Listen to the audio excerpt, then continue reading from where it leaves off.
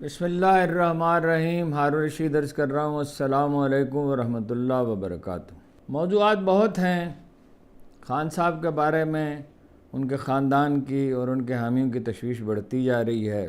ظاہر ہے پس منظر میں وہ وزیر آباد میں ہونے والا قاتلانہ حملے کو لوگ بھولے نہیں ہیں۔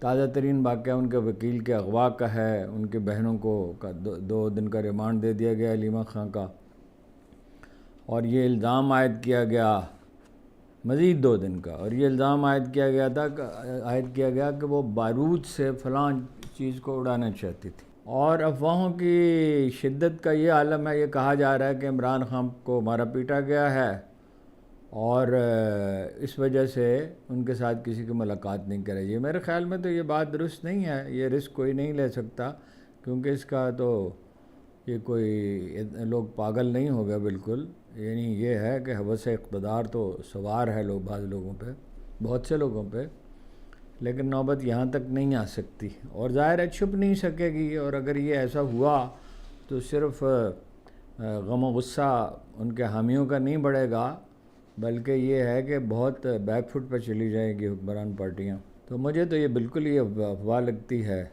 اور اندیشے لگتے ہیں، اور اندیشے پہ ہم رائے نہیں دے سکتے۔ اقوام متحدہ کی ایک رپورٹ کے مطابق 10 کروڑ 70 لاکھ پاکستانی خط غربت کے نیچے ہیں، اور $2 $2.40 جو ہے یہ کم از کم فی کس آمدن ہو، اور اس سے نیچے ہو تو پھر یہ کہا جاتا ہے خط غربت سے نیچے۔ وفاقی حکومت نے پشتون تحفظ موومنٹ کے ساتھ بات چیت کا اختیار دے دیا ہے وزیر اعلیٰ گنڈاپور کو، اور نورین خان عمران خان کی ہمشیرہ نے ان سے ملاقات کے لیے درخواست کی دائر کر دی ہے عدالت میں۔ ایک بہت ہی چونکا دینے والی خبر یہ ہے، میں اس کی تصدیق نہیں کر سکتا نہ تردید کر سکتا ہوں، یہ 2 دن سے چرچا ہو رہا ہے، مختلف لوگ مختلف تجویزیں پیش کر رہے تھے۔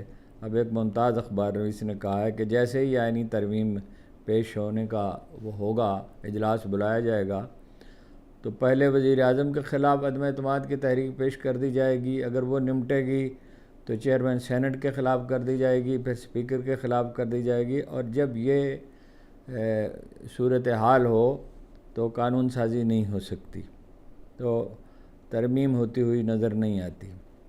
بلے کے نشان پر پی ٹی آئی کی درخواست پر سماج ملتوی ہو گئی ہے، اور عام تاثر یہ ہے کہ حامد خان قاضی صاحب کی موجودگی میں اس مقدمے کو آگے نہیں بڑھانا چاہتے۔ وہ سمجھتے ہیں کہ قاضی صاحب جو ہیں وہ اپنے منصب سے سبکدوش ہو جائیں تو پھر اس کے بعد یہ جو ہے وہ اس کی سماعت ہو، وہ ان سے انصاف کی امید وہ نہیں رکھتے، اور تلخی بہت ہو گئی ہے۔ انہوں نے بہت سخت الفاظ استعمال کیا قاضی صاحب کے خلاف، کہاں تو یہ کہ برسوں تک ان کی وکالت کرتے رہے، اور کہاں پھر تنقید کرنے پہ آئے تو ایسا تلخ لہجہ اختیار کیا جس کی کوئی ضرورت ہی نہیں تھی۔ فواد چودھری کا کہنا یہ ہے کہ مولانا فضل الرحمان کے بغیر آئینی ترمیم منظور نہیں ہو سکتی۔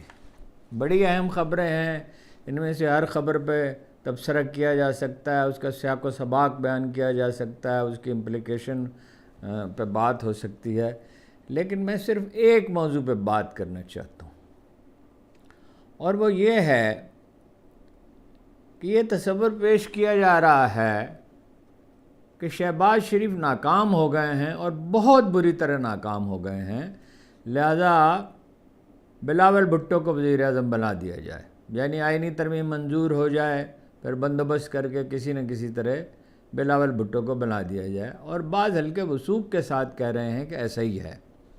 اب میں نہیں کہہ سکتا، مطلب یہ ہے کہ جو لوگ یہ بات کہہ رہے ہیں انہیں تو بہت یقین ہے کہ ایسا ہونے والا ہے، اور اگرچہ بلاول نے تردید کی ہے، لیکن لوگوں کا کہنا ہے کہ بھئی سیاستدانوں کی تردید اور تائید کوئی معنی نہیں رکھتی، توثیق اور تردید کوئی معنی نہیں رکھتی۔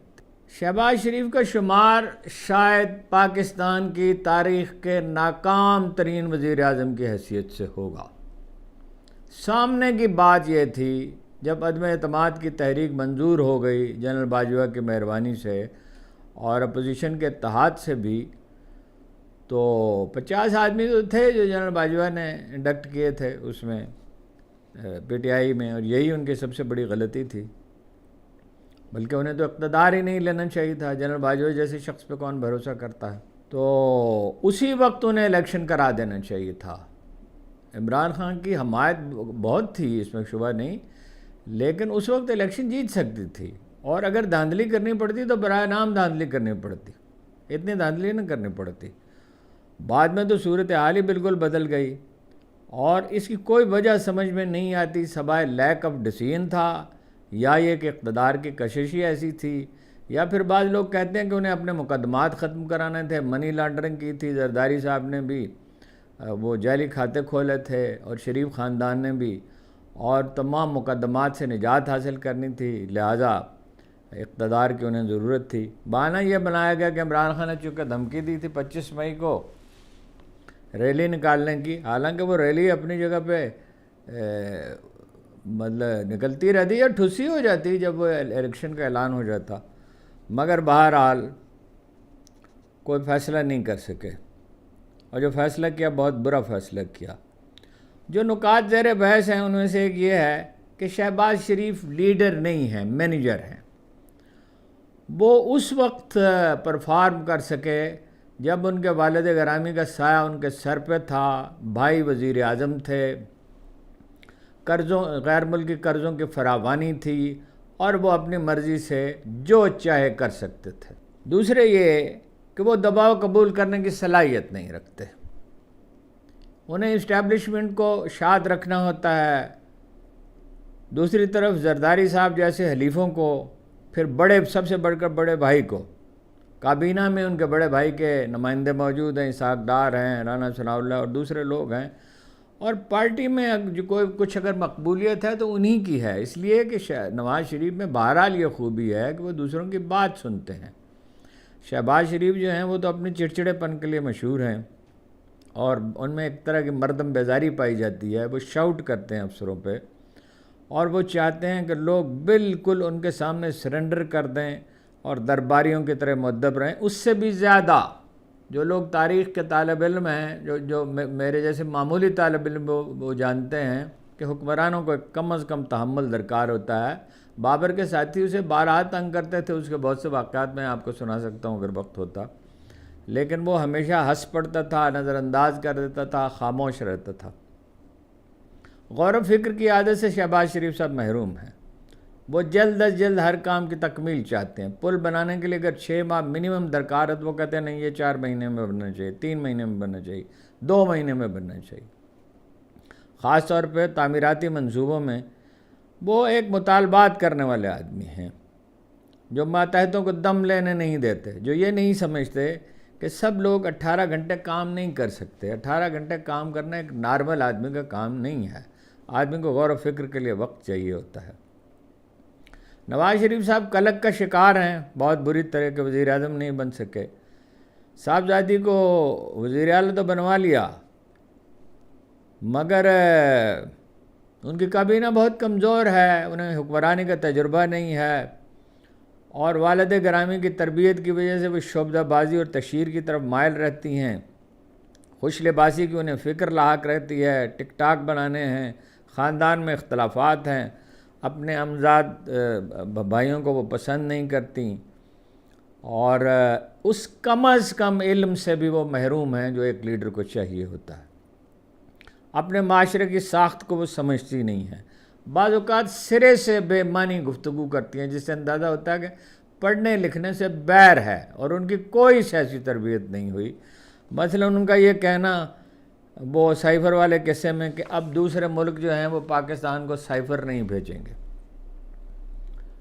مثلا ان کا یہ کہنا کہ بجلی میں 14 روپے فی یونٹ جو رعایت دی گئی ہے کم بجلی استعمال کرنے میں کو، وہ شارٹ ٹرم نہیں ہے، وہ وقتی نہیں ہے، طویل المیعاد ہے. 2 ماہ بہت طویل المیعاد ہوتے ہیں. اور کام سے زیادہ میں نے عرض کیا کہ انہیں تشہیر سے دلچسپی ہے. 2 کروڑ روپے وہ نیو یارک میں لگا دیا. وہ نیو یارک میں کتنے لوگ انہوں نے دیکھا ہوگا، اور کوئی ظاہر مثبت اثر تو قبول نہیں کیا ہوگا. اگر یہ مفروضہ درست ہے، ابھی تک تو یہ ایک مفروضہ ہے، اس کے بہت قرائن نہیں نظر آئے، لیکن بہرحال بعض حلقوں کا اصرار ہے کہ شہباز شریف کی جگہ بلاول بھٹو وزیر اعظم بنا دیا جائے گا تو کیا ان کی کارکردگی شہباز شریف سے بہتر ہوگی؟ کیا وہ بنیادی فیصلے کر سکیں گے؟ کیا وہ اسٹیبلشمنٹ کے اتنے ہی زیر اثر نہیں ہوں گے؟ کیا ان کے والد گرامی کا ان پہ اثر نہیں ہوگا؟ اور کیا یہ عجیب و غریب صورتحال نہیں ہوگی کہ والد گرامی صدر ہوں اور وہ وزیر اعظم ہوں؟ وہ ان کی شخصیت میں وہ عوامل ہی نہیں پائے جاتے جو کسی کو مقبول بناتے ہیں۔ رومن میں لکھی ہوئی تقریریں پڑھتے ہیں اور یا تو بالکل ہی دب جاتے ہیں یا بہت چیخنے لگتے ہیں، نانا کی نقل اتارنے لگتے ہیں۔ اب لیڈر نقال نہیں ہوتا کہ ٹھیک ہے بھٹو بڑے پاپولر لیڈر تھے اور بڑے اپنی طرز کے اچھے اوریٹر تھے، لیکن نقالی تو نہیں کرتا لیڈر اپنے ذہن سے سوچتا ہے، خواہ وہ اکبر اعظم کی طرح کم عمری میں حکمران بنا ہو، لیکن ایک دن وہ عبدالرحیم خانہ سے کہتا ہے، جو حالانکہ بڑے دانا آدمی تھے، کہ آپ حج کے لیے تشریف لے جائیں۔ اور لیڈر ایک ہوتا ہے، لیڈر بہت سے نہیں ہوتے۔ یہ ٹھیک ہے کہ اسے مشورہ کرنا چاہیے، زیادہ سے زیادہ مشورہ کرنا چاہیے، کہ یونانی مورخ نے لکھا ہے، وہ جو اس زمانے میں یہاں آیا تھا، کہ 3-4 گھنٹے ایک پہر تک عالمگیر جو ہے وہ مباحثہ جو ہے وہ کرنے کی اجازت دیتا تھا اور آخر میں اپنی رائے دیتا تھا۔ ہر کامیاب حکمران، سب سے کامیاب حکمران سمجھا جاتا ہے، ویسے تو جناب ابو بکر صدیق کا مرتبہ ان سے بلند ہے میرے خیال میں، حکمران کے طور پہ بنیاد انہوں نے رکھی۔ جناب عمر بن خطاب کو سمجھا جاتا ہے، وہ ہر روز میٹنگ کرتے تھے، ہر روز۔ یہ تو کابینہ کے اجلاس ہی نہیں بلاتے نا ہمارے لوگ، اور بہترین لوگوں سے کرتے تھے، یعنی قبائل کے سرداروں سے کرتے تھے، کمانڈروں سے کرتے تھے، صوبوں سے آنے والے وفود سے کرتے تھے، اہل علم سے کرتے تھے، اور جب جناب علی کرم اللہ وجہ سے کرتے تھے، اور جب بالکل ہی کوئی معاملہ بہت ہی الجھ جائے، حالانکہ وہ خود بہت دانا آدمی تھے اور اپنے معاشرے کی ساخت کو خوب سمجھتے تھے، اور یہ کہا تھا کہ ہم دھوکہ نہیں دیتے مگر دھوکے کے 1000 شکلوں سے واقف ہیں، تو پھر اہل بدر کے ساتھ مشورہ کرتے تھے۔ شریف خاندان کی طرح جو ہے وہ زرداری خاندان بھی جو ہے وہ انٹرنیشنل اسٹیبلشمنٹ اور سادہ الفاظ میں امریکہ کے ایجنڈے پر کاربند رہے گا۔ بھارت کی بالادستی، امریکیوں کو ہر حال میں آسودہ رکھنے کا شعار۔ پھر یہ کہ ان کے لیے بڑی ناپسندگی بھی عربوں میں پائی جاتی ہے، اور وجوہات بیان کرنے کی ضرورت نہیں ہے۔ اتنی تلخی ہے کہ شاہ خالد سے ان سے ملنے کے لیے گئے، موجودہ بادشاہ سے جو پہلے تھے، شاہ عبداللہ تھے، انہوں نے سوئمنگ پول پہ میٹنگ رکھی اور اپنے کرسیاں جو ہیں ایک طرف رکھی، مجھے اینی شاہد نے بتایا، جو اس وقت پاکستانی سفارت خانے میں تھے۔ سوئمنگ پول کے ایک طرف خود اپنے وفد کے ساتھ بیٹھے اور دوسری طرف ان کو بٹھایا، اور 5 منٹ کے بعد اٹھ کر چلے گئے۔ اور وجوہات آپ کو معلوم ہے، ان کے اپنے تعصبات ہیں، اور ہم ان تعصبات سے اس لیے پوری طرح آگاہ نہیں ہیں کہ ہمارے ہاں سول سروس میں، فوج میں، حتیٰ کہ سیاست میں بھی اس طرح کا فرقہ وارانہ تعصب نہیں پایا جاتا۔ اچھا، یہ تو دیکھیے جی امریکی ایجنڈے کے پہ ہیں شریف خاندان، مگر بلاول بھٹو تو ان سے بھی بڑھ کر ہیں۔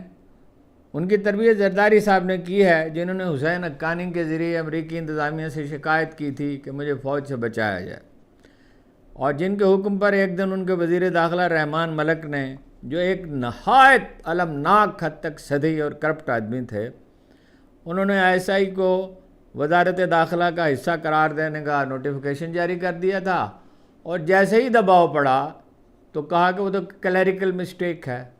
اس سے زیادہ احمقانہ، اس سے زیادہ لغو بہانہ جو ہے وہ شاید ہی کبھی، کیا وہ فارسی کے کسی نے پیش کیا ہو، کہ گناہ کا جواز گناہ سے بھی بدتر ہے۔ شہباز شریف جو ہیں وہ بین الاقوامی اجتماعات میں ناکردہ کار دکھائی دیتے ہیں۔ بلاول بھٹو کا حال بھی یہی ہے۔ اپنے ساتھیوں کے ہمراہ وہ نیو یارک پہنچتے ہیں تو 1 دن کے بعد واشنگٹن کا رخ کرتے ہیں، اور پھر کوئی نہیں جانتا کہ وہ کس سے ملتے اور کیا بات کرتے ہیں۔ سب سے زیادہ دورے انہوں نے امریکہ کے کیے، اور سب سے زیادہ جس دورے کی ضرورت تھی، یعنی افغانستان میں جانے کے، وہاں گئے نہیں۔ عرب ملکوں میں ان کی کوئی پذیرائی نہیں ہوگی، وزیر اعظم کے طور پہ بھی نہیں ہوگی، وزیر خارجہ کے طور پر بھی عرب ملکوں سے وہ گریزی کرتے رہے، سوائے امارات کے۔ امارات میں تو ہر ایک کا خیر مقدم کیا جاتا ہے، ہر وہ شخص جس کی جیب میں کچھ سکے ہیں اس کا امارات میں خیر مقدم کیا جاتا ہے۔ وہ خالص کاروباری لوگ ہیں اور بڑے پریکٹیکل ہیں، اور آپ کو معلوم ہی ہوگا کہ نسلاً جو حکمران خاندان ہے دبئی کا وہ بلوچ ہیں، اگرچہ کئی صدیوں پہلے سے وہاں رہ رہے ہیں۔ وزیر خارجہ کی حیثیت سے کوئی کارنامہ نہیں ہے بلاول بھٹو کا۔ وہ سندھ میں اس سے پہلے بھی پیپلز پارٹی کی حکومت رہی، مگر اب وہ 16 سالہ اقتدار کے وارث ہیں، جسے صرف دیہی سندھ میں قبولیت حاصل ہے، شہری سندھ میں نہیں ہے۔ پنجاب میں پیپلز پارٹی اجنبی ہے، اسے ایک سندھی پارٹی سمجھا جاتا ہے اب۔ یہی پختونخوا میں تو گھر گھر عمران خان کا علم لہرا رہا ہے۔ بلوچستان سیاسی طور پر منقسم ہے اور سودے بازی میں وہ اس میں بڑا رول دے دیا گیا زرداری صاحب کو۔ لیکن یہ ہے کہ سندھ میں بھی پی ٹی آئی کی حمایت 36% ہے، جو سب سے زیادہ ہے، بلوچستان میں سب سے زیادہ ہے۔ لیکن یہ ہے کہ انہیں تو انتخابی مہم ہی نہیں چلانے دی گئی، اور سندھ میں بھی 36% ہے، لیکن ان کے پاس حلقے صرف کراچی کے تھے یا سکھر میں اور حیدرآباد میں وہ جیت سکتے تھے، اور وہاں ظاہر ہے جو کچھ ہوا وہ آپ کے علم میں ہے۔ نصف صدی پہلے ایک افسانہ میں نے پڑھا تھا، ترک افسانے کا ترجمہ، ایک کرنل مسعود صاحب ہوا کرتے تھے، وہ ترجمہ کیا کرتے تھے، تراجم کیا کرتے تھے۔ اس میں ایک قیدی کا قصہ بیان کیا گیا ہے، جسے ایک حوالات میں بند کر دیا گیا، بندی خانے میں، اور اسے یہ کہا کہ اگر وہ دروازہ توڑ کر نکل جائے تو اسے اس کی اجازت ہے، اور وہ شہزور آدمی ہونے کے باوجود دروازہ دھکیلتا ہی رہا برسوں تک باہر کی طرف، لیکن دروازہ نہ کھل سکا۔ ایک دن اسے رہا کر دیا گیا اور اسے بتایا گیا کہ اگر وہ دروازہ اپنی طرف کھینچتا تو اس کے لیے صرف چند منٹ درکار ہوتے۔ خود تنقیدی کی ضرورت ہوتی ہے، مگر یہ شعبدہ بازی کے لوگ ہیں، قوم کو احمق سمجھتے ہیں، اسے دھوکہ دیتے ہیں، اور یہ سمجھتے ہیں اب وہ دھوکے کے دن گزر گئے۔ یہ سوشل میڈیا کا دور ہے، اس میں اتنی زیادہ ڈیبیٹ ہوئی ہے پچھلے 25 سال میں کہ سب چیزیں لوگوں پہ اجاگر ہیں۔ پولیس کیا ہے، ایف بی آر کیا ہے، سول سروس کیا ہے، شریف خاندان کیا ہے، چودھری خاندان۔ لوگ یہ جانتے ہیں کہ چودھری خاندان، شریف خاندان، پہلے بھٹو خاندان تھا، یعنی بے نظیر کا دور کی بات کر رہا ہوں، پھر اپنا زرداری ایک جیسے کرپٹ ہیں۔ 1989 میں گیلپ کا ایک سروے تھا۔ بلاول بھٹو کی عمر تو اب ایک بچے کسی نہیں ہے، یعنی وہ اب عمر تو ان کی وہ بلوغت کے قریب پہنچ رہے ہیں، لہجہ مگر وہی بچگانا ہے، اور آپ دیکھتے ہی ہیں وہ کس طرح کی باتیں کرتے ہیں۔ جب کم بارش ہوتا ہے تو کم پانی آتا ہے، زیادہ بارش ہوتا ہے تو زیادہ پانی آتا ہے، اور رومن میں لکھی ہوئی تقریریں پڑھتے ہیں اور کانپے ٹانگ رہی ہیں، اور اس طرح کے لطیفے ان کے اور بھی بہت سے ہوں گے، یہ زیادہ مشہور ہوئے اور آئندہ بھی ہو سکتے ہیں۔ اپنے معاشرے سے وہ لا تعلق ہیں۔ محترمہ بے نظیر کا بھی مسئلہ تھا اور بھٹو صاحب کا بھی مسئلہ تھا، مگر انہوں نے اس پہ قابو پا لیا تھا۔ بھٹو تو بہت روانی سے اردو بولنے لگے تھے، بیچ میں انگریزی کے لفظ بولتے تھے، بلکہ بعض اوقات سندھی کی بڑی اچھی کوئی ترکیب یا سرائکی کی استعمال کرتے تھے، یا پنجابی کی بھی۔ کوئی بھی شخص جو سیاسی حرکیات کو سمجھتا ہے، کوئی بھی شخص جو اس معاشرے کی ساخت سے آشنا ہے، وہ تسلیم کرے گا کہ بلاول بھٹو ہرگز شہباز شریف سے بہتر حکمران نہیں ہو سکتے، بلکہ شہباز شریف کے تو پھر بھی کچھ تعمیراتی کاموں میں ہی صحیح کچھ نہ کچھ کارنامے ہیں، اگرچہ وہ ان کے بارے میں ہمیشہ یہ تاثر رہا ہے کہ اس پہ پورا روپیہ خرچ نہیں کیا جاتا۔ لیکن یہ ہے کہ بلاول بھٹو نے تو کبھی کچھ کیا ہی نہیں، وہ تو ایک ایسی حکومت کے وارث ہیں جہاں کہا جاتا ہے اور ذمہ دار لوگ کہتے ہیں کہ 35% تو جب بجٹ بنایا جاتا ہے تو اس میں اضافہ کر لیا جاتا ہے، اور باقی بھی حسب توفیق 2 لاکھ بوریاں جو ہیں چوہے کھا جاتے ہیں اور تھر کا پانی بھی پی جاتے ہیں۔ بلوچستان سیاسی طور پہ ہمیشہ منقسم رہا ہے اور منقسم ہی رہے گا، لیکن باقی تو پورے ملک میں کہیں پیپلز پارٹی کی کوئی مقبولیت نہیں ہے۔ اگر ایک شفاف الیکشن ہو جیسا 2022 میں ہوا تو عمران خان اگر 3/4 نہیں تو 70% سیٹیں ضرور جیت سکتے ہیں۔ پنجاب میں اور پختونخوا میں اور کراچی میں انہیں کوئی آسانی سے ہرا سکتا ہی نہیں ہے۔ سندھ اور بلوچستان میں بھی اگر انہیں موقع ملے، انتخابی مہم کے لیے کافی وقت ملے اور ان کے راستے میں رکاوٹ نہ ڈالی جائے تو وہ سیٹیں حاصل کریں۔ پنجاب اور پختونخوا میں اگر کوئی ڈومینیٹ کر جائے تو فطری بات ہے کہ سندھ کے بعض خاندان ان سے آ ملیں گے اگر اسٹیبلشمنٹ اس میں مداخلت نہ کرے۔ سب رکاوٹوں کے باوجود، جس میں امریکی مخالفت شامل ہے، 8 فروری کے الیکشن میں کیا ہوا تھا؟ واضح اکثریت سے جیت گئی تھی۔ اندازہ یہ ہے کہ 180 سے لے کے 200 تک سیٹیں مل سکتی تھی 300 میں سے، باقی تو انڈائریکٹلی ہوتی ہیں۔ عمران خان ہی وہ شخص ہیں جو بند دروازہ کھول سکتے ہیں۔ اس کی شرائط ہیں اگرچہ، جو قائد اعظم کے پاس سب سے زیادہ مقبول ہیں، جنہیں خالی خزانہ ملا، امریکہ جن کا مخالف تھا، جنرل باجوہ جن کے خلاف سازشیں اول دن سے کر رہے تھے، اس کے باوجود انہوں نے معیشت کو، کرونا کی جیسی وبا تھی جس میں بڑے بڑے ملک تباہ ہو گئے، مگر اس کے باوجود انہوں نے سنبھال لیا، بھوکوں کو کھانا کھلایا، رہائش کی جگہ دی ان لوگوں کو جن کے پاس رہائش کی جگہ نہیں تھی، درخت لگائے، بے نظیر انکم سپورٹ پروگرام سے 8.5 لاکھ جعلی لوگوں کو نکالا۔ کوئی ذرا سی بھی دانائی ہوتی، میں دہراتا ہوں، شہباز شریف میں، زرداری میں اور نواز شریف میں، تو وہ عدم اعتماد کے فوراً بعد الیکشن کرا دیتے، مگر کراتے کیسے؟ منی لانڈرنگ کی تھی، کرپشن کی تھی، اپنے دامن صاف کرنے تھے، اور خوف ان پہ طاری ہو جاتا تصور سے کہ انہیں اپوزیشن میں جانا پڑے گا۔ میں تو خان صاحب سے کہتا رہا لوگوں کو زیادہ ڈرایا نہ کریں، ایک بار نہیں کہا، بار بار کہا، اعلانیہ کہا، پروگرام میں کہا، ان کے سامنے کہا، ان کے ساتھیوں کی موجودگی میں کہا۔ پھر یہ ہے کہ ایسی اقتدار کی دیوانگی طاری تھی کہ مولانا فضل الرحمان کو بھول ہی گئے، یہ بات بھول ہی گئے کہ وہ ان سب سے زیادہ کارگر سیاستدان ہیں، ان کی پارٹی یکسو ہو کر ان کے خلاف، ان کے ساتھ کھڑی رہتی ہے، اور نسبتاً محدود مقبولیت کے باوجود وہ جب چاہیں لاکھوں نہیں تو ہزاروں آدمیوں کو فوراً جمع کر سکتے ہیں، اور جمع ہی نہیں کر سکتے، متحرک بھی کر سکتے ہیں۔ شہباز شریف اور بلاول بھٹو کے سامنے ایک ہی راستہ ہے، اسٹیبلشمنٹ کے سامنے ایک ہی راستہ ہے، صاف ستھرے شفاف الیکشن، یا ایسے الیکشن ٹریبونل جو تنازعات کا ایسا فیصلہ کریں جس پہ سبھی کو اتفاق ہو، اور اسی کے نتیجے میں عدم استحکام ختم ہو سکتا ہے، بے یقینی ختم ہو سکتی ہے، سرمایہ کاری آ سکتی ہے، مگر اس کی ایک شرط اور بھی ہے، ملک میں کشیدگی ختم ہو،